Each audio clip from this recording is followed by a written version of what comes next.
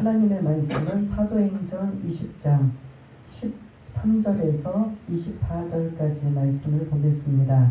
신약성경 223쪽에 있는 사도행전 20장 13절부터 24절까지 말씀을 다 찾으신 줄 알고 우리 함께 13절부터 읽겠습니다. 시작. 우리는 앞서 배를 타고 아소에서 바울을 태우려고 그리로 가니 이는 바울이 걸어서 가고자 하여 그렇게 정하여 준 것이라. 바울이 아소에서 우리를 만나니 우리가 배에 태우고 미둘레네로 가서 거기서 떠나 이튿날 기호 앞에 오고 그 이튿날 사모에 들르고 또 그 다음날 밀레도에 이르니라. 바울이 아시아에서 지체하지 않기 위하여 에베소를 지나 배 타고 가기로 작정하였으니 이는 될 수 있는 대로 오순절 안에 예루살렘에 이르려고 급히 가니러라. 바울이 밀레도에서 사람을 에베소로 보내어 교회 장로들을 청하니 오매 그들에게 말하되 아시아에 들어온 첫날부터 지금까지 내가 항상 여러분 가운데서 어떻게 행하였는지를 여러분도 아는 바니 곧 모든 겸손과 눈물이며 유대인의 관계로 말미암아 당한 시험을 참고 주를 섬긴 것과 유익한 것은 무엇이든지 공중 앞에서나 각 집에서나 거리낌이 없이 여러분에게 전하여 가르치고 유대인과 헬라인들에게 하나님께 대한 회개와 우리 주 예수 그리스도께 대한 믿음을 증언한 것이라. 보라, 이제 나는 성령에 매여 예루살렘으로 가는데 거기서 무슨 일을 당하는지 알지 못하노라. 오직 성령이 각 성에서 내게 증언하여 결박과 환난이 나를 기다린다 하시나 내가 달려갈 길과 주 예수께 받은 사명 곧 하나님의 은혜의 복음을 증언하는 일을 마치려 하면은 나의 생명조차 조금도 귀한 것으로 여기지 아니하노라. 아멘. 예, 오늘 이 13절부터 24절까지 말씀은 사실 오늘 마지막 38절까지 말씀과 이어져 있는데 이 짧은 시간에 이 긴 내용을 말씀드릴 수가 없어서 다음 주까지 두 번에 걸쳐서 이 말씀을 나누려고 합니다. 오늘 제목은 주 예수께 받은 사명이라는 제목을 가지고 나누지만 사실 오늘 핵심적인 13절부터 이 38절 다음 주까지 나눌 20장 마지막 절까지는 바울의 고별 설교예요. 여러분 성경에 고별 설교한 사람이 오늘 바울뿐만 아니라 또 있는데 혹시들 기억나시는 분 있습니까? 네? 오늘 이 본문은 다음 주까지 38절까지 바울의 고별 설교예요. 그러니까 마지막 유언과도 같은 설교예요. 그런 설교를 했던 사람이 있어요. 누구죠? 구약에서 보면 신약에서 예수님이 있고 요한복음에 고별 설교가 나오고요. 구약에서는 모세의 설교 마지막 고별 설교가 있고요. 그 다음에 여호수아가 고별 설교가 있는 것을 볼 수가 있습니다. 바울도 자기가 이 에베소는 다시 언제 만날지 모르는 사실은 이게 마지막이에요. 이 에베소에 있는 이 사람들 장로들을 만나는 게 에베소 사람들은 마지막이기 때문에 그들을 향해 고별 설교를 하고 있는 이러한 모습을 볼 수가 있는데 오늘 이 13절부터 24절까지의 내용은 크게 두 가지로 나누옵니다. 13절부터 16절까지는 바울의 이동 경로예요. 오늘 이제 밀레도에서 에베소 장로들을 불러서 고별 설교를 하는 내용이기 때문에 지금 우리가 지난주에는 드로아에서 있었던 일을 우리가 함께 나누었습니다. 그런데 이제 드로아에서 오늘 본문에 밀레도까지 오는 이런 과정이 13절부터 16절까지 그 뒤에 좀 지도 좀 보여주세요. 예. 지난번 지도는 글씨가 여러분들이 금방 찾지를 못해서 여러분 밀레도 보이시나요? 밀레도 가운데.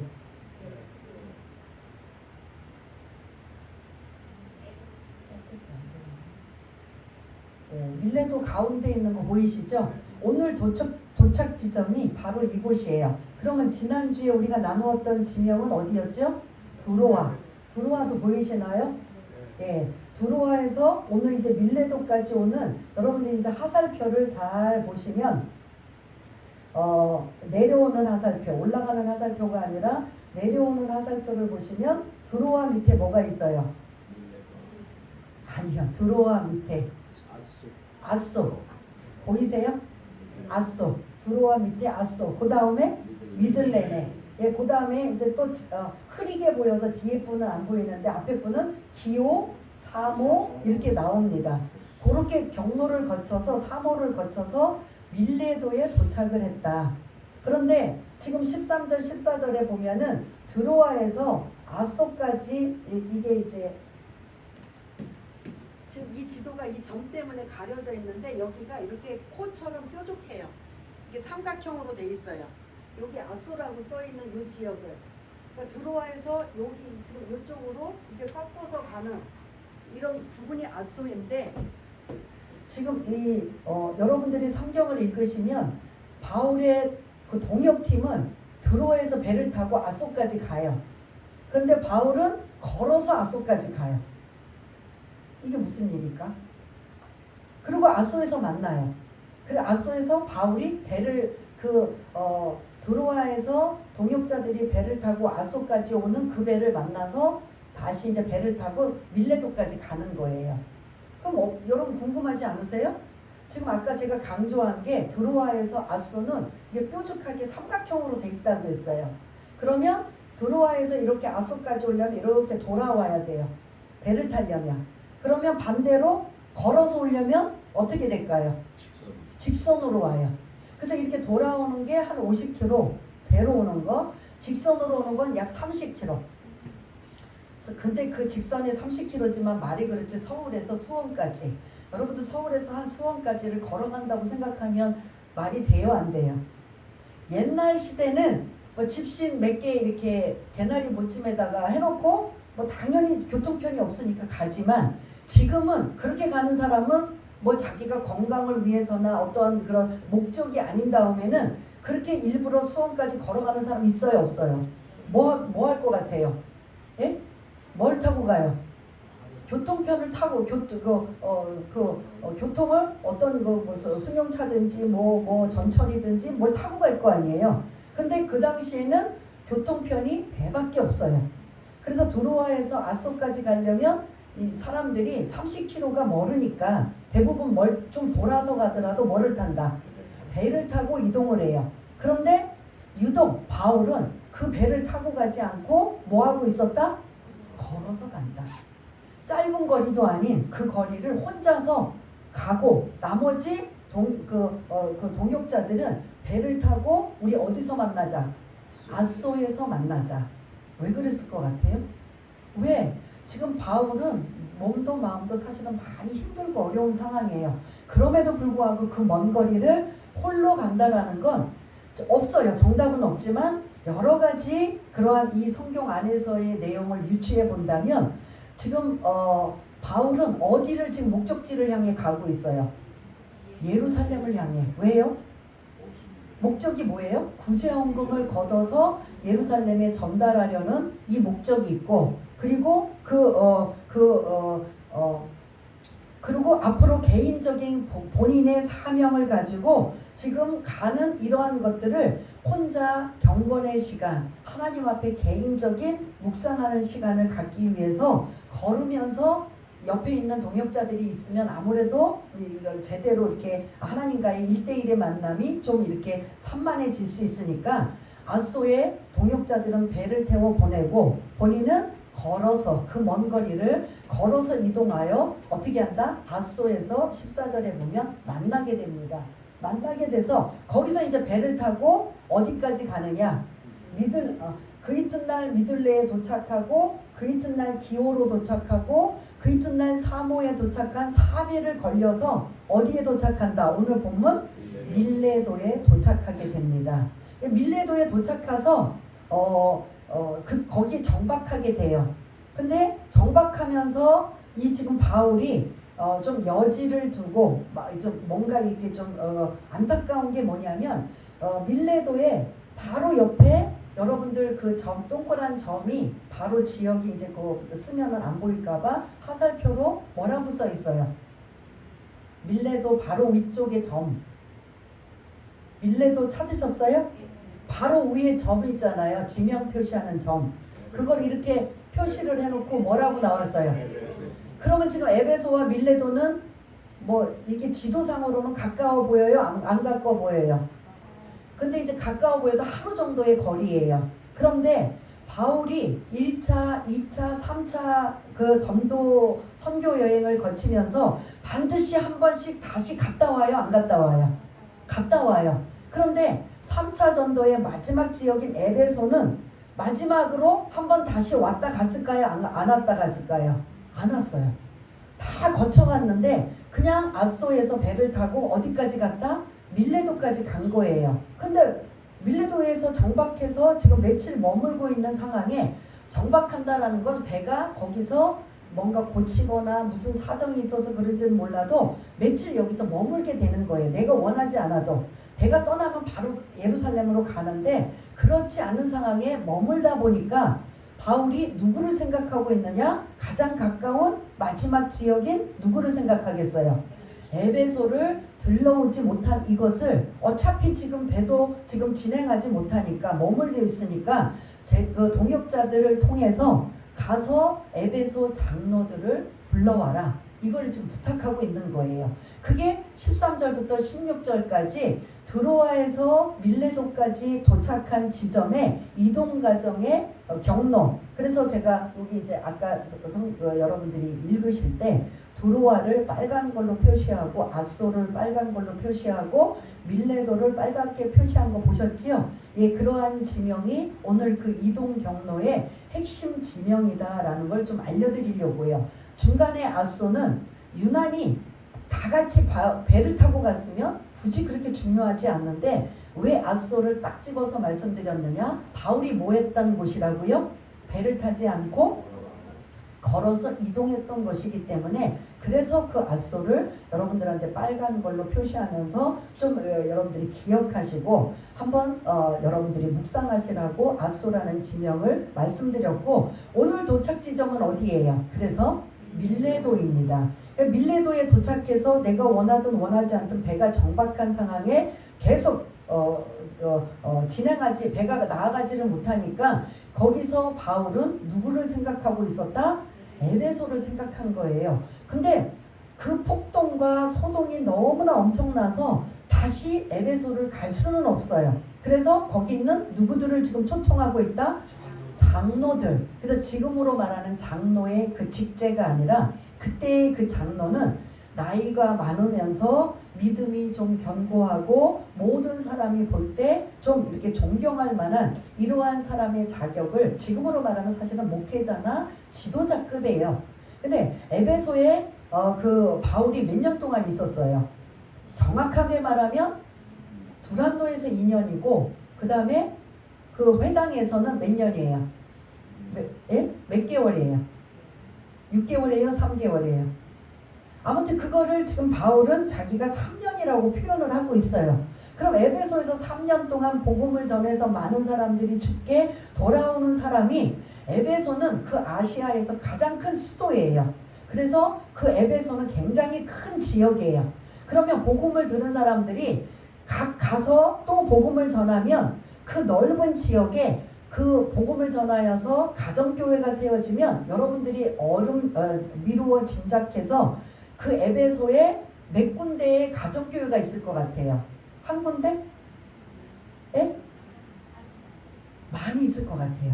그래서 그 많이 가는 그 복음을 받아들인 사람이 자기 있는 처소나 이런 그런 주변에 있는 사람들을 또 복음을 전하여서 또 가정교회를 세우고 가정교회를 세운 에베소의 많은 가정교회의 지도자들만 딱히 불러다가 자기가 직접 못 가니까 지도자들을 불러다가 뭔가 당부하고 싶은 이야기가 있기 때문에 이전에는 뭐 고린도 교회든 뭐 직접 가서 그들을 불러 모아서 자기가 하고 싶은 이야기를 당부했다면, 에베소는 또 다음 두 번째로 가지를 못하는 상황이 되다 보니까 거기에 있는 대표자, 지도자, 목회자들급을 불러다가 오늘 그들에게 고별 설교를 하는 내용이다라는 걸 여러분들이 기억을 하시면서 13절부터 16절까지는 이제 그런 이동 경로에 대한 말씀이기 때문에 이제 지금까지 그 지도를 보며 말씀드린 거 이제 넘어가고요. 17절부터 이제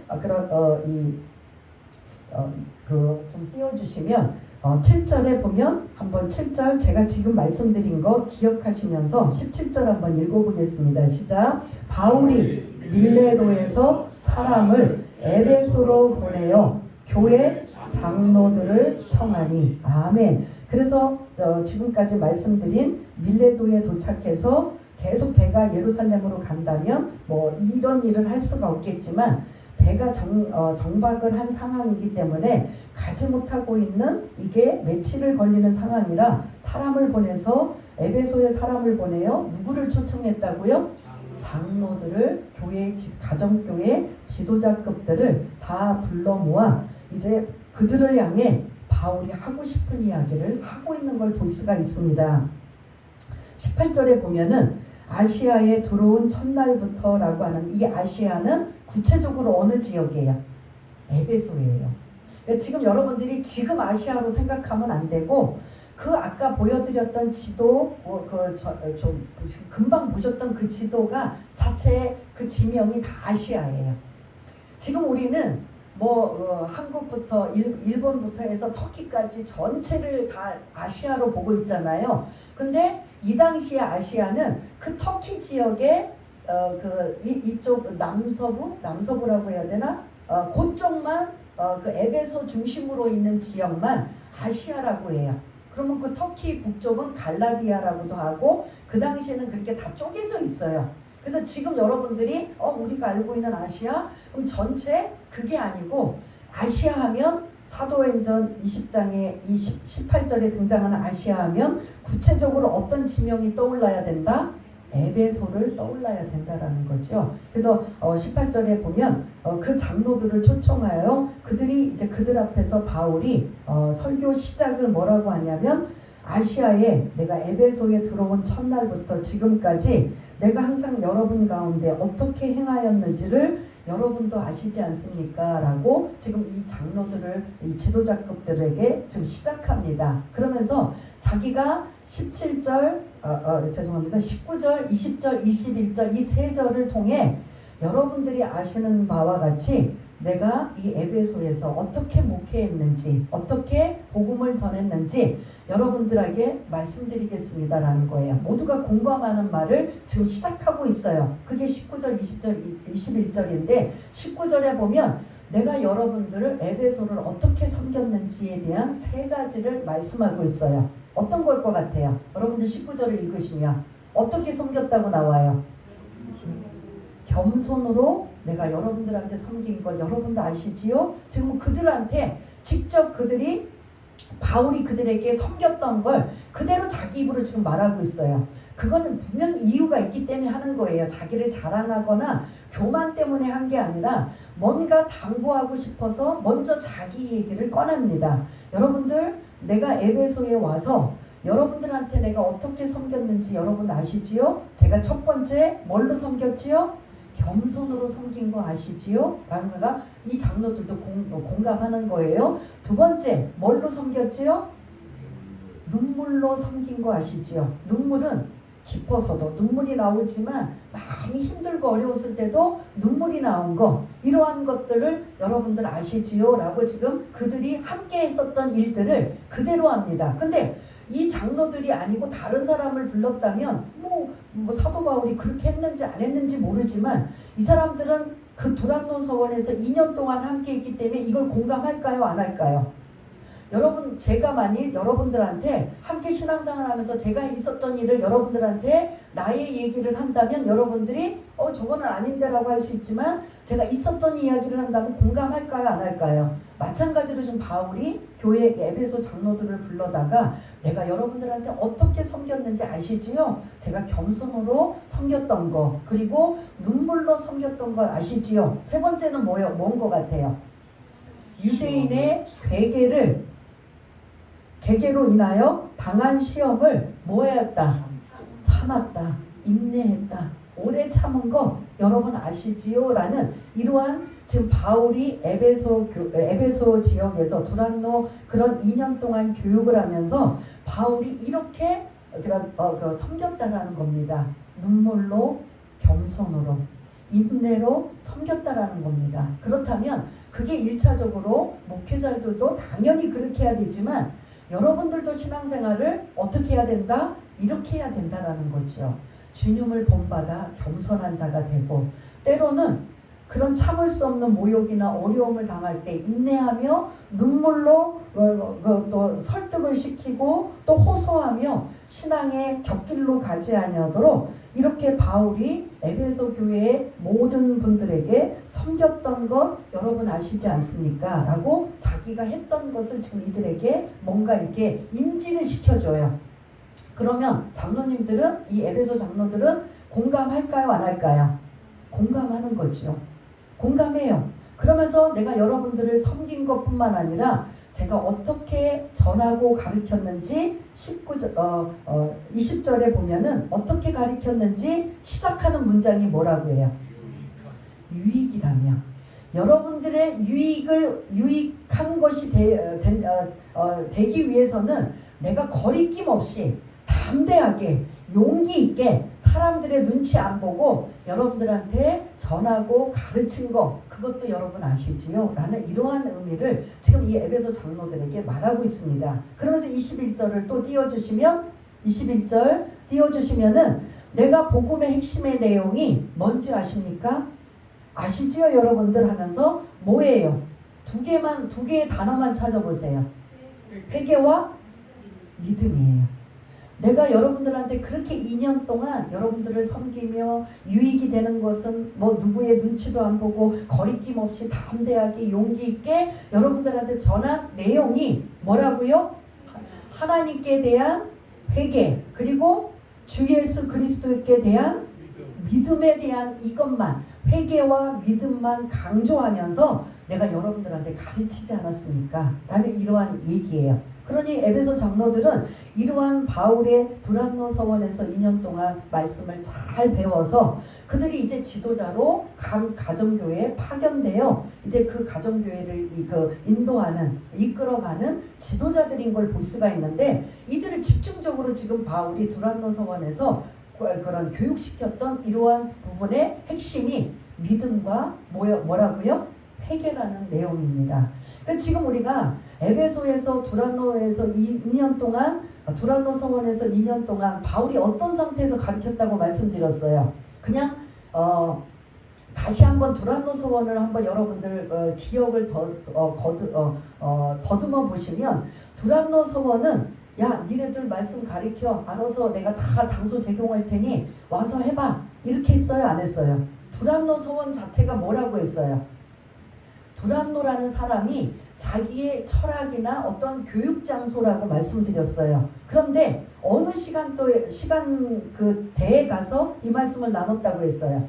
교육을. 저녁이 아니죠. 가장 더운 몇 시부터? 11시부터 4시까지. 점심시간. 그들은 너무 덥다 보니까 점심을 먹고 오후까지 쉬다가, 그리고 5시부터 4시 이후부터 이제 다시 뭐 교육을 하든지 하는 그 시간에 그 두란노라는 장소가 뭐한 상태에 있는 거예요. 비어있는 이 상태를 사도 바울이 그 교육장, 복음을 전하는 교육장소로 사용하고 있는 이러한 상황이에요. 근데 바울이 11시부터 4시까지 점심을 먹었다고 쳐도 매일 3시간씩 2년 동안 집중적으로 교육한 내용을 무엇이었을까라고 했는데, 오늘 21절에 보니까 뭐였다? 회개와 믿음을 집중적으로 가르쳤다라는 소리예요. 유익이 된다면 거리낌 없이 거침없이 담대하게 전했다라는 소리예요. 그러면서 막 이제 그 안에는 두 부류가 있어요. 유대인들이 회심해서 돌아온 구원받은 자들, 또 하나 이방인들이 또 복음을 받아들여서 돌아온 자들. 그러면 이 두란노 서원에는 크게 두 부류가 있어요. 어떤 부류? 유대인들과 이방인들이 있어요. 그러면 이방인들 같은 경우에는 복음을 계속 전하면, 저와 여러분들이 처음부터 예수 믿으세요라고 했을 때 복음을 알리고 전할 때마다 나 좀 안다고 막 문제를 이의제기를 하고 이거는 아니지요 따지고 들고 하는 이런 부분들은 아예 모르기 때문에 할 수 있어요, 없어요? 못해요. 근데 조금 아는 사람이 이런 걸 따져요, 안 따져요? 그러면 그 두란노 서원 안에 어떤 부류가 따질까요? 유대인들이 계속 초를 치는 거예요. 문제를 막 일으키는 거예요. 그럼 그 중간에 이방인들은 뭐 말씀도 모르고 성경도 모르니까 그냥 바울이 전해드는 것 가지고 우리처럼 전해주면 그게 그 말씀인가 보다 하고 사모하고 그렇게 살아야지 하고 하는데, 초를 치는 부류는 누구라고요? 유대인들이 항상. 그래서 이 지금 19절에 눈물로 겸손으로 그리고 유대인의 그 계계를 당한 시험을 참고 하는 이 모든 것들이, 그런 가정 속에서 많은 어려움이 있었지만 이렇게 내가 잘 그런 섬겼던 것 여러분들 아시지요? 라고 하면서 다시 그 두란노 서원을 우리가 기억한다면 2년 동안 사도 바울이 이러한 자세와 이러한 모습으로 이렇게 목회를 했구나, 말씀을 전했구나. 이게 오늘 이 본문 안에 바울이 어떻게 했는지가 좀 담겨져 있는 것을 볼 수가 있습니다. 그러면서 중점적으로 했던 회개와 믿음을 강조했던, 근데 그 두란노 서원 2년 동안 매일 3시간씩 2년 동안 가르칠 때 바울이 아무것도 안 하다가 내가 오늘 이제 이 시간에 가서 가르쳐야지라고 했다고 했나요? 바울이 어떻게 했다고 했어요? 예? 일하고. 무슨 일? 천막 만드는 일. 그래서 뭐도 갖고 뭐의 능력이 나타나고 했어요? 앞치마와 수건의 능력이 나타날 정도. 그것만 막 바울 앞에 와서 막 머리를 디밀고 막 병든 자 와서 뭐 기도받으라고 할 때 사람이 하도 많으니까 아이고 나는 저 바울이 일했던 앞치마나 손수건만 만져도 낫겠다고 해서 진짜 병든 자들이 낫게 되는 이런 기적도 경험하게 된 게 이 두란노 서원에서 있었던 일을 볼 수가 있는데, 그러면 우리가 그 에베소 두란노 서원 2년 동안에 어떤 교육을 했고 어떤 마음으로 했고 이런 것들은 하나도 모르잖아요. 근데 오늘 이 본문에서 사도 바울이 2년 동안 두란노 서원에서 이렇게 섬겼고 이렇게 가리키고 이러한 말씀을 중점적으로 했구나 라는 말씀이 19절, 20절, 21절에 있다 없다? 있다라는 겁니다. 요 내용이에요. 두란노 서원에서 있었던 일. 그리고서 이제 22절부터 앞으로 자기가 그런 일어날 일을 그리고 자기의 마음가짐을 말씀하고 있는 걸 볼 수가 있습니다. 22절 한번 읽어볼까요? 시작. 보라, 이제 나는 성령에 매여 예루살렘으로 가는데 거기서 무슨 일을 당하는지 알지 못하노라. 아멘. 여기서 22절에 보면 나는 성령에 매인다는 게 뭐예요? 소에 고프리를 잘라서 끌고 가듯이 성령께서 바울을 끌고 가신다는 소리예요. 이 말을 다른 말로 하면 성령 충만한 사람은 내 생각으로 내 방법으로 하는 게 아니라 성령의 인도하심을 받는데 그거를 뭐라고 하냐면 성령의 이끌리어라고 해요. 그래서 사도 바울이 1차, 2차, 3차 이러한 그런 숱한 어려움 속에서도 계속 복음을 전할 수 있었던 건 성령의 모함이 때문에 어떤 상황이기 때문에 이끌리는 상황. 이게 성령의 매여라는 게 성령께서 막 끌고 가시는 거예요. 그래서 내 생각대로 내 마음대로 안 되는 거예요. 그래서 2차 때도 그 아시아에서 복음 전하기 위한 그런 바울의 생각이었는데 성령에 매여서 어디까지 갔어요? 2차 때 유럽으로 마게도냐의 환상을 통해 유럽으로 마게도냐 그리스, 지금으로 말하면 그리스 지역으로 복음을 전하게 되는 이러한 상황을 볼 수 있는데, 지금까지 내가 1차, 2차, 3차를 마무리한 거예요. 지금 오늘 본문에는 1차, 2차, 3차 선교 여행을 마무리하면서 내가 이 1차, 2차, 3차를 마무리할 때 내가 이 모든 선교 여행을 내 힘으로 내 뜻대로 한 것이 아니라 누구에 매여서 한 것이다? 성령에 이끌려서, 성령에 매여서, 성령의 인도함을 받아 내가 이렇게 선교 여행을 지금까지 3차에 다녔습니다 라는 이 말씀이에요. 그래서 내가 한 일은 다 내가 즉흥적으로 감정적으로 내 기분대로 내 계획으로 한 게 아니라 전적인 누구에 이끌려서? 성령에 이끌려서 이렇게 했습니다 라고 지금 누구에게 지금 알려주고 있어요? 장로님. 그러면 이거를 듣고 있는 에베소 장로들은 그러면 자기네들도 어떻게 해야 된다는 소리예요? 자기네들이 아무리 많이 배우고 그런 많은 그런 삶을 살았다 할지라도 이 주의 일은 어떻게 해야 된다? 내 방법, 내 뜻, 내 생각으로 하는 게 아니라 내 잔꾀와 내 이런 계획대로 하는 게 아니라 어떻게 해야 된다? 성령님에 이끌려서 목회를 하고 성령님에 이끌려서 그 가정교회를 여러분들이 이끌어 가셔야 됩니다 라는 이 말도 함께 담겨져 있는 걸 볼 수가 있습니다. 교회 안에서 신앙생활하면서 여러분들이 하나님의 자녀로 가장 올바른 방법은, 근데 시간은 걸려요.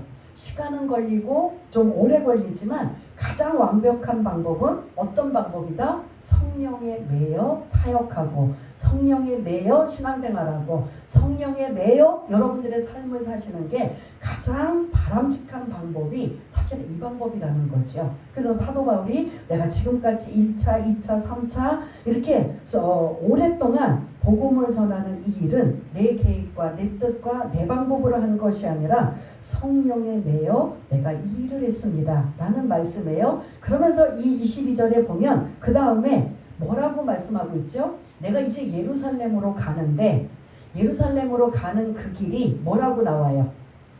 어떤 일을, 무슨 일을 만났는지, 당했는지 알 수 없습니다. 그러면 지금 예루살렘으로 가는 그 길이 기쁘고 즐겁고 환영받을 일이라는 거예요? 아니에요. 분명히 지금 뭔지는 모르지만 뭔가 있다라는 소리예요. 그걸 23절에 다시 언급합니다. 23절 한번 읽어볼까요? 시작. 오직 성령이 각 성에서 내게 증언하여 결박과 환난이 나를 기다린다 하시나. 아멘. 성령께서, 성령에 내가 매여 이끌려서 계속 이 사역을, 이 전도 선교 여행을 내가 지금까지 감당했는데, 그럴 때마다 성령께서 내 마음에 뭐라고 하시는지 아십니까? 라고 하면서 어떤 두 단어가 또 나와요. 뭐가 나와요? 너는 복음을 전하는데 내가 너를 이끌어 가니까 좋은 일만 생길 거야. 막 많은 열매 맺는 일만 생길 거야. 전혀 머리털 하나지 상하지 않고 그냥 복음만 전하면 많은 사람들이 기다렸다는 듯이 나 그 예수 믿겠어, 나도 믿겠어라고 해서 가는 곳곳마다 많은 능력의 역사가 나타날 거야 라고 했다고 했어요? 예? 23절에 보면 뭘 기다린다고 해요? 결박이 뭐예요? 묶임은 뭐예요? 잡혀간다는 소리예요. 또 하나 뭐예요? 환난. 아니 그럼 복음을 전하는데 하나님이 원하시는 이 사명을 감당하는데 이 일을 하는데 그것도 성령에 이끌려서 하는데, 그러면 다 그냥 모든 일이 막 그냥 만사형통으로 막 깔리고 그냥 다 기다렸다는 듯이 하나님 앞에 쓰임받는 이러한 사도로서 복음 전하면 막 그냥 베드로처럼 3,000명 5,000명 회심하고 기다렸다는 듯이 다 예수 믿어야 되는데, 그거하고는 전혀 상관없이 너는 뭘 기다릴 것이다? 결박과 환난이 기다릴 것이다. 이 좋은 단어예요? 아니에요? 내용은 몰라도 좋은 단어예요? 아니에요? 그러면 이것도 그냥 어느 한 특수한 지역만이 아니라 23절에 보면 각 뭐마다 가는 곳곳마다. 그래서 우리가 1차, 2차, 3차를 보면 계속 어떠한 상황을 만났어요. 돌에 맞아 죽을 지경 쫓겨나고 그냥 막 그냥 도망가듯 또 하고 막 그냥 무슨 죄를 진 사람처럼 또 막 그냥 급하게 나가고 수모를 당하고 멸시를 당하고 뭐 이런 별의별 일들을 당한 일을 결박과 환난 안에 다 지금 담겨져 있는 걸 볼 수가 있습니다. 그래서 여러분들이 성령에 이끌리면 모든 것들이 다 풀어지는구나, 다 좋은 일만 생기는구나. 근데 오늘 말씀을 보면 그렇지도 않다, 그렇다. 그렇지 않다는 거예요. 나 응답 받았는데 성령께서 이렇게 하시라고 했는데 성령께서 했는면 이러면 이거는 확실한 거니까 이게 이제 잘 풀어가는구나 라고 하지만, 사도 바울이 영혼을 구원하는 일이 있어서 이게 쉬운 일이 않기 때문에 많은 결박과 환난을 당할지라도, 사실은 그런 다른 이런 엄청난 이런 영혼 구원을 보면 대단한 일이지만 그 희생을 각오하고 바울은 어떻게 한다? 이 일을 미리 알려주는 거예요. 야, 너 지금 어느 지역 가고 있어? 그러면 성령께서 미리 알려줘요. 여기서도 결박과 환난이 기다린다. 그러면 그 걸음걸이가 기쁘고 즐거움으로 씩씩하게 갈까요? 아니면 무거운 마음으로 갈까요? 예? 사실은 사람이기 때문에 바울도, 우리가 이런 부분을 궁금하시면 이제 어디 가서 물어봐야 돼요. 천국 가서 바울 선생님한테 물어보세요.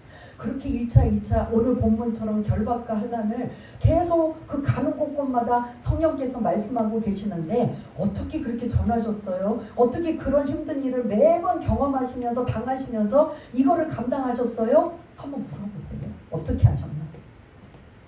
본인 여기는 그렇게까지 적나라하게 나오지 않기 때문에. 왜냐하면 바울 자신이 쓴 게 아니라 이 지금 사도행전을 누가 쓰고 있어요?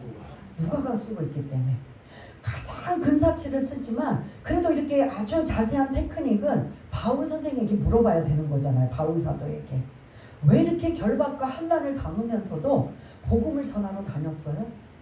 근데 우리는 조금만 내가 누구에게 전도 복음을 전하다가 좀 치사한 소리 듣고 좀 억울한 소리 듣고 업신여김을 당하면 그때부터 우리가 더 하려고 해요, 안 해요? 안 해요. 이미 막혀버려요. 자존심이 상해서 막혀버려요. 내가 굳이 이렇게까지 해야 돼? 이렇게 나와요. 그런데 오늘 이 말씀을 들으면 여기 계신 분들도 열심히 또 전도하시는 분들도 계시는데 이 말씀으로 위로를 삼았으면 좋겠습니다. 바울은 항상 성령께서 야, 오늘 너 에베소 가면, 너 우리 고린도 가면, 너 뭐 빌립보 가면, 어디 가면 막 기다렸다는 또 예수 믿을 것이고, 그래서 너는 정말 그 복음 전하는 일이 막 그냥 아주 막 그 감동받을 만한 일들이 있을 거야 라는 게 아니라, 결박과 환난이라는 단어 속에 계속 가는 곳곳마다 이런 일이 있을 것이라고 하면 사실은 바울 자신도 어떻게 해야 될까요? 그렇게 가볍고 힘찬 걸음은 아닐 겁니다. 그래서 더 뭐 할까요? 기도하면서 나갈 수밖에 없는. 그래서 여러분들이 전도하다가 막히거나 자꾸 이런 어려움이 생기면 누구를 모델로 봐야 될까요?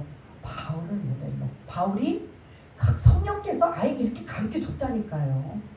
가는 곳곳마다 너는 뭐 할 것이다? 결박과 환난이 기다릴 것이다.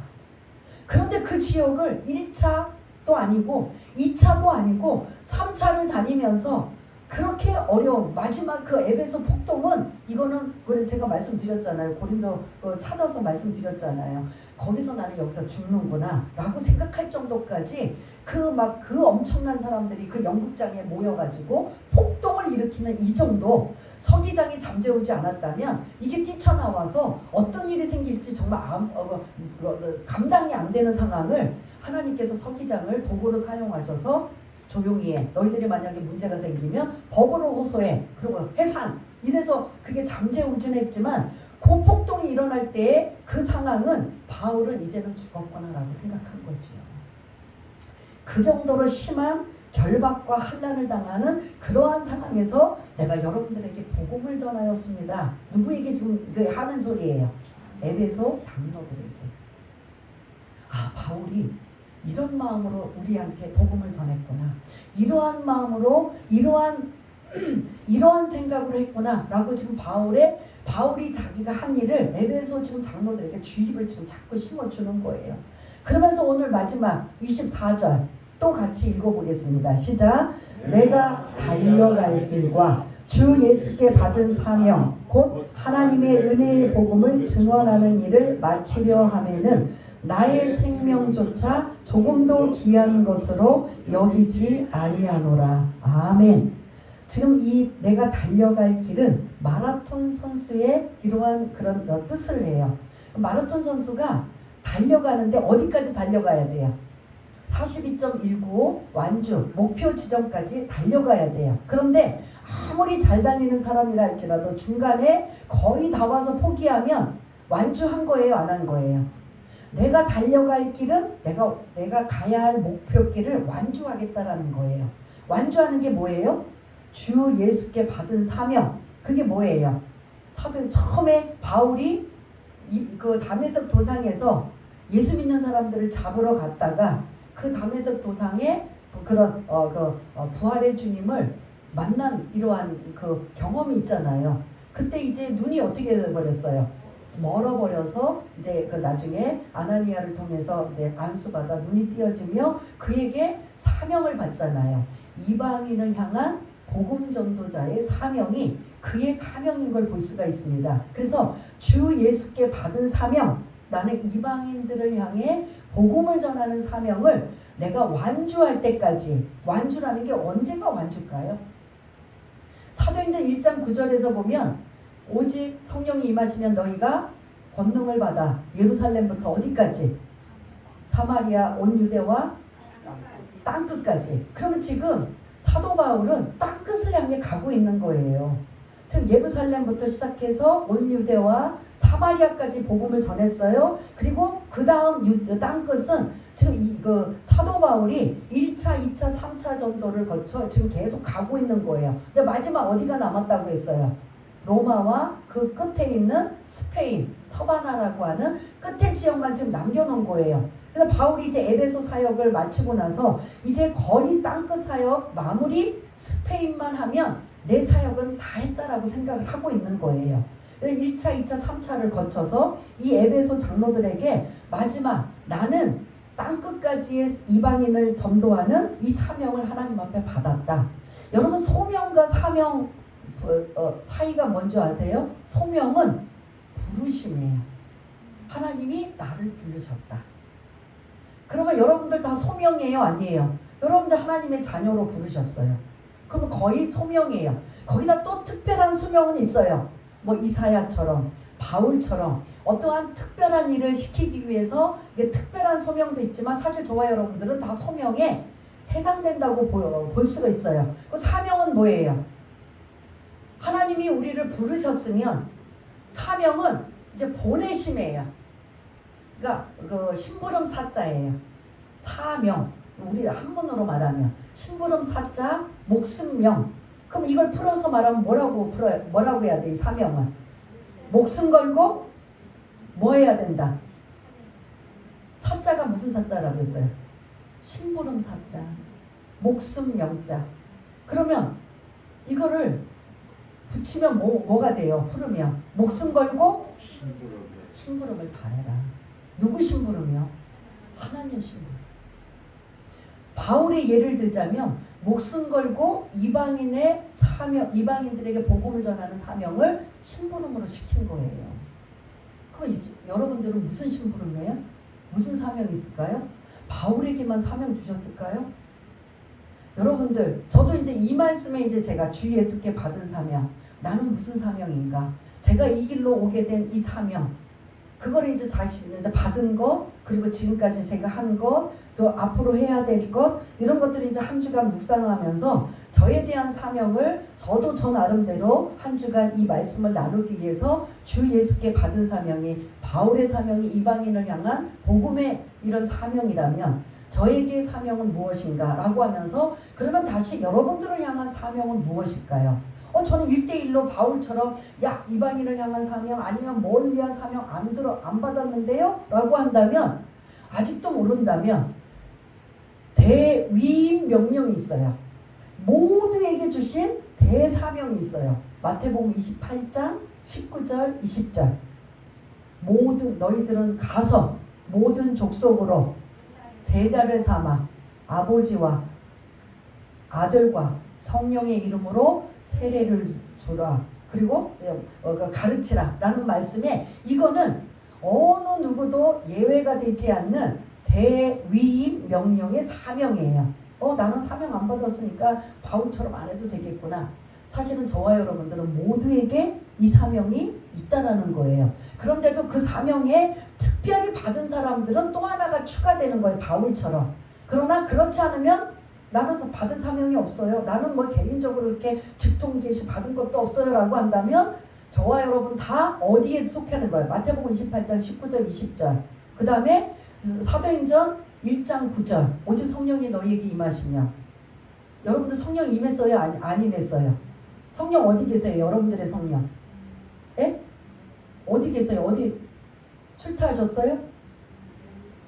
여러분 안에 계시잖아요. 오직 성령이 너희에게 임하시며. 그럼 요거 지금 여러분들한테 해당돼요? 안 돼요? 너희가 권능을 받고 그 다음부터 뭐 해라? 땅끝까지 예루살렘과 온 유대와 사마리아와 그 다음에 땅끝까지 이르러 내 증인이 되라. 이게 사명인 거예요. 그럼 이 사명은 마태복음 28장이나 사도행전 1장 9절은 저와 여러분들이 해도 되고 안 해도 되는 게 아니라 모두에게 하나님이 주신 뭐다? 목숨 걸고 이 심부름을 해라 라는 거예요. 근데 나는 아무리 봐도 약간 저도 그쪽가예요. 아무리 봐도 전 전도가는 아닌 것 같아요. 뭐 섬김이나 뭐 봉사나 뭐 다른 것들은 좀 그런 사명들도 있어요.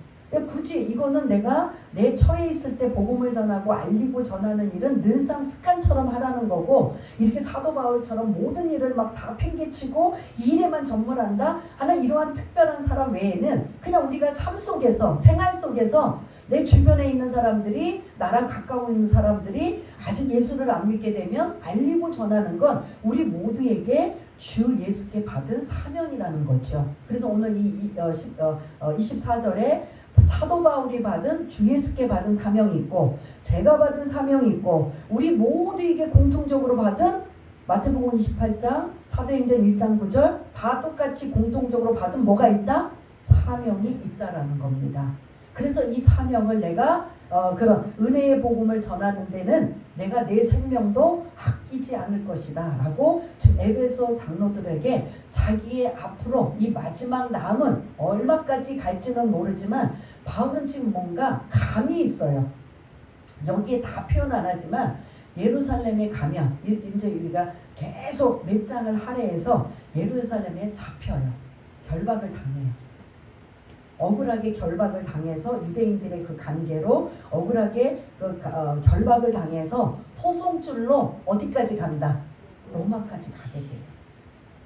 그러니까 지금 이 예루살렘으로 가는 이 길이 내가 여러분들 에베소 장로님들 여러분들 내가 다시 만날 수 있다는 장담이 없습니다. 내 감으로는 내 느낌으로는 지금 예루살렘에서 무슨 일이 날 것 같습니다. 근데 이제 정확하게 모르고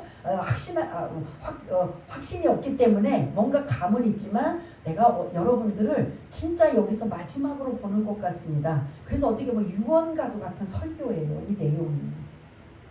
그러니까 우리가 그냥 제3자고 객관적으로 들으니까 이 내용은 이렇지만 바울은 지금 피를 토하며 진심과 전심으로 이 지금 말씀을 전하고 있는 거예요. 그래서 이 긴 내용을 한 번에 그냥 싸잡아서 말씀을 못 드리고 오늘은 24절까지 나누고 다음은 이렇게 지금 자기가 어떻게 주를 섬기고 뭘 가리키고 그리고 내가 현재 이렇게까지 복음 이런 결박과 환난을 당하면서도 목숨 걸고 내가 복음을 전하는 이 일을 감당해 하는 이 일이 얼마나 귀하고 소중한지 여러분들 이제 아셨다면 여러분들은 그 다음에 이제 무슨 말을 할 것 같아요? 바울이 에베소 장로들에게 자기 이야기를 좀 먼저 시작했잖아요.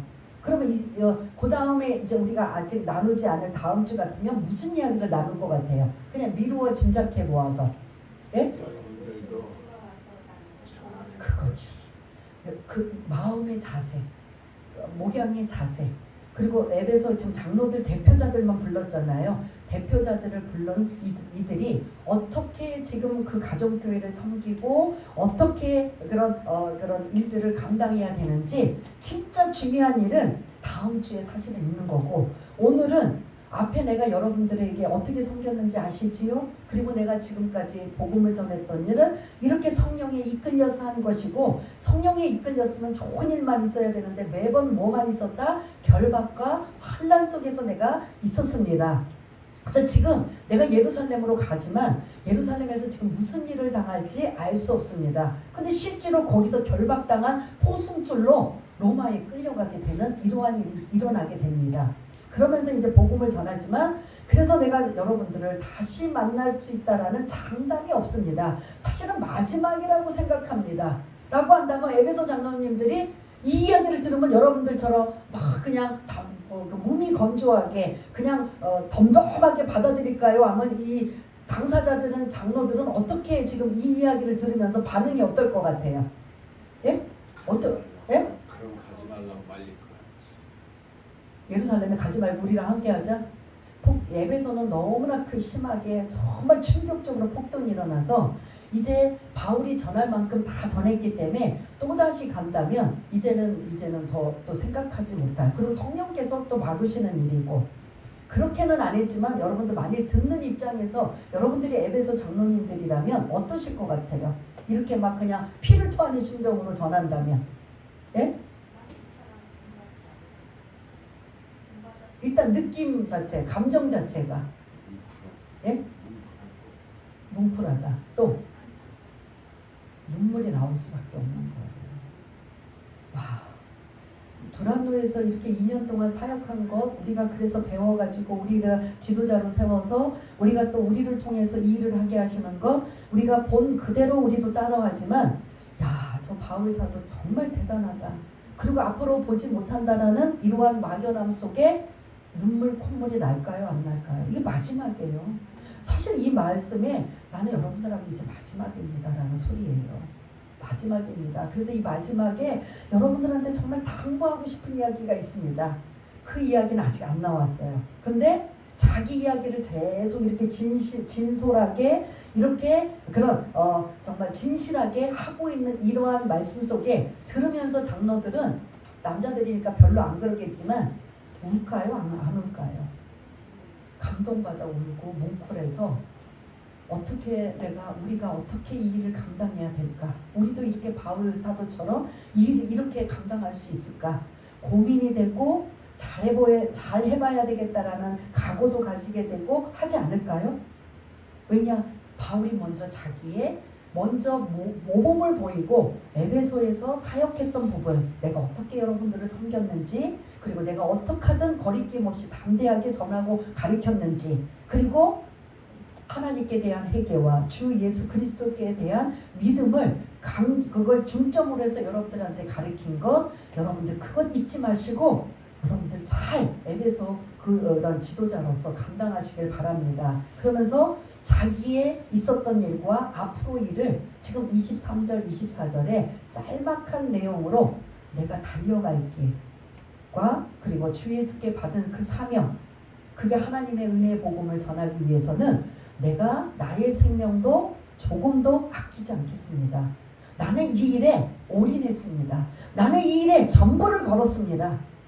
근데 그 일을 전부를 걸었다면 성령께 이끌려서 성령께서 함께 하시고 성령의 동행하심과 성령의 인도함이 있지만 그것이 모두가 만사형통이 아니라 반드시 모두 함께 있다라는 거예요. 결박과 환난이 있습니다. 그래서 여러분들 하나님 앞에 응답받았으면 좋은 일로 이렇게 포장하고 있는데 사도 바울의 경험으로 보면 꼭 그렇지만은 않다라는 일도 굉장히 많다는 거예요. 부족한 저도 이 길을 갈 때 저는 엄청나게 그래도 길을 열어주실 줄 알았어요.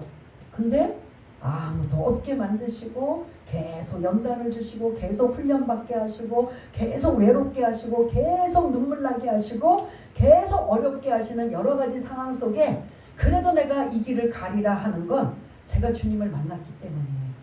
만일 누구를 통해서 간접적으로 만났고 전해 들었고 너는 이 길 가야 된다, 너는 이런 사명이다 라고 해서 그래? 그럼 나는 가야지 라고 했으면 벌써 중도할 수 있었을 거예요. 근데 내가 직접 하나님 앞에 받은 사명이 있기 때문에 주 예수께 받은 사명이 있기 때문에 이 길이 눈물로 갈 수밖에 없고 겸손으로 갈 수밖에 없고 오래 참고 인내하며 갈 수밖에 없는 이 길을 그래도 부족하지만 갈 수 있었던 일은 주 예수께 받은 사명이 있기 때문에 나는 이 길을 그래도 주님이 이제 그만해도 된다라고 할 때까지 저는 가는 거지요.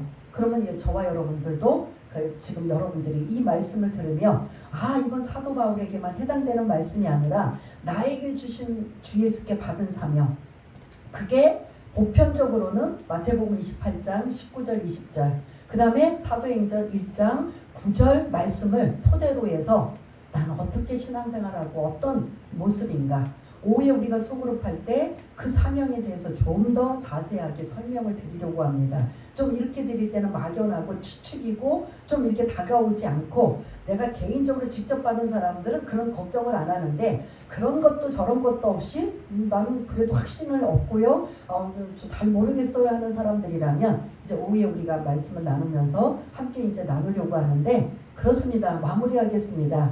주 예수께 받은 사명이 성경 안에 대위임 명령, 마태복음 28장, 사도행전 1장 9절의 이 말씀이 우리에게 모두 주신 말씀이고, 그리고 또 특별하게 이렇게 바울처럼 또 특별하게 누군가를 꼭 집어서 주신 분들도 그 사명을 또 감당하는 일이고, 사명은 뭐라고 했어요? 무슨 사자? 심부름 사자. 무슨 명자? 목숨 명자. 목숨 걸고 하나님의 뭐를 해라? 심부름을 해라. 사도 바울이 목숨 걸고 하나님의 무슨 심부름을 하는 거예요? 이방인들에게 복음을 전하라. 목숨 걸고 라는 이러한 사명이 바울에게 있었다면 저에게도 마찬가지고 여러분들에게 주시는 말씀으로 이 마지막까지 끝까지 그런 믿음을 가지고 승리하시는 저와 여러분 모두가 다 되시기를 바라겠습니다. 우리 한번 말씀을 한번 기억하시면서 한번 결심하고 다짐하며 기도할 수 있는, 성령님의 도우심을 받을 수 있는 그런 마음으로 한번 기도하는 시간을 갖겠습니다. 할렐루야. 사랑이 많으신 하나님 아버지, 바울이 밀레도에서 에베소 장로들을 초청하여 유언과도 같은 고별 설교를 지금 하고 있습니다. 바울은 이들을 다시 만날 수 없다라는 무언가 이런 느낌이 있기 때문에 이들에게 정말 진짜 알맹이를 정말 전하고 싶은 그러한 마음을 오늘 우리가 24절까지는 바울의 생각, 바울이 어떻게 했던 것을 우리가 나누었습니다. 어떻게 사역을 했는가, 어떻게 섬겼는가, 어떻게 전하고 가르쳤는가, 어떤 말씀을 핵심적으로 전하였는가. 그러면서 그가 지금까지 복음을 전했던 이 모든 것들이 그냥 성령에 이끌려서 했지만, 성령의 이끌림 속에서도 각 성마다 결박과 환난이 기다려 많은 매를 맞고 쫓겨다니고 도망가며 돌을 맞아 죽을 지경이며 폭동이 일어나서 정말 말할 수 없는 그러한 여러 가지의 어려움을 당한 이런 상황 속에서도 주 예수께 받은 그 사명을 아버지 하나님 감당하기 위해서 했던 이 모든 것들을 본다면 나는 과연 어떠한 모습인가? 우리들의 자신들을 돌아보아 하나님께서 주신 대위임 명령을 우리 마음판에 새겨져서 할 수만 있다면 여러 가지 자존심을 내려놓고 여러 가지 우겨싸임을 다 내려놓고 우리 입을 열어 복음을 전할 수 있는 귀하고 복된 분들 다 될 수 있도록 주님 도와주시기 원합니다. 그리하며 또 앞으로 다음 주에 나를 에베소 장로들에게 진짜 당부하고 싶은 말씀들은 진짜 중요한 말씀들이 있는데 그 말씀을 우리가 또한 미리 묵상하며 읽고 오셔서 함께 나눌 수 있는 귀하고 복된 분들 다 될 수 있도록 주님 도와주시기 원합니다. 하나님 아버지, 오늘 나의 달려갈 길과 주 예수께 받은 사명을 내가 하나님의 은혜의 복음을 전하는 데 있어서 나의 생명을 조금도 아끼지 않겠다라는 이 결심과 각오와 다짐을 에베소 장로들에게 주신 말씀이 우리들에게 주신 말씀으로 받아들여서 우리는 이 말씀을 몸이 건조하게 받아들일 것인가, 아니면 그 말씀 한 절 한 절이 나의 마음판에 새겨져서 그것이 은혜가 되고 힘이 되고 능력이 되고 그리고 결심과 다짐이 되어 살아갈 수 있는 우리 모두가 될 수 있도록 주님 도와주옵소서. 모든 것 감사드리오며 사랑이 많으신 예수님 이름으로 기도드리옵나이다. 아멘.